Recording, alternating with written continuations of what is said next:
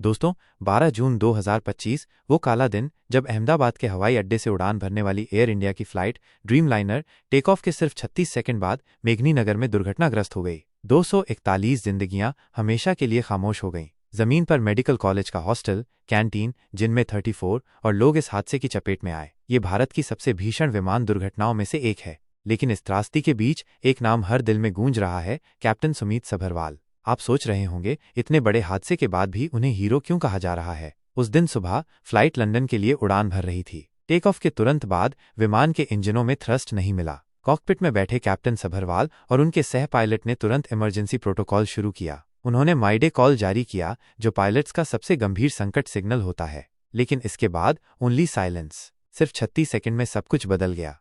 लेकिन इन 36 सेकंड्स में कैप्टन सभरवाल ने जो किया, वो उनकी 8,200 घंटों की उड़ान ट्रेनिंग और उनके अटूट साहस का सबूत है। नीचे मेघनीनगर में घनी आबादी थी, अपार्टमेंट, स्कूल और बीजे मेडिकल कॉलेज का हॉस्टल। अगर विमान सीधे गिरता तो हताहतों की संख्या हजारों में हो सकती थी। कैप्टन सभरवाल ने अपने अनुभव और फ्लाइट कंट्रोल सिस्टम का इस्तेमाल करते हुए विमान को रिहायशी इलाकों से दूर ले जाने की कोशिश की। 59 सेकंड की सीसीटीवी फुटेज, जो अब जांच का हिस्सा है, दिखाती है कि विमान ने आखिरी पलों में दिशा बदलने का प्रयास किया। ये कोई आसान काम नहीं था। बोइंग 787 जैसे भारी विमान को, खासकर कम ऊंचाई और थ्रस्ट की कमी में, कंट्रोल करना बेहद मुश्किल होता है। फिर भी उन्होंने अपने अंतिम क्षणों में वो फैसला लिया जिसने कई जिंदगियां बचा लीं। सोचकर देखिए, जब आपको 100% पता हो ये जिंदगी के आखिरी पल है, मौत सामने खड़ी है, और फिर भी आप अपनी अंतिम सांस तक ये कोशिश कर रहे हैं कि कम से कम कोई और इस दुर्घटना की लपेट में न आए।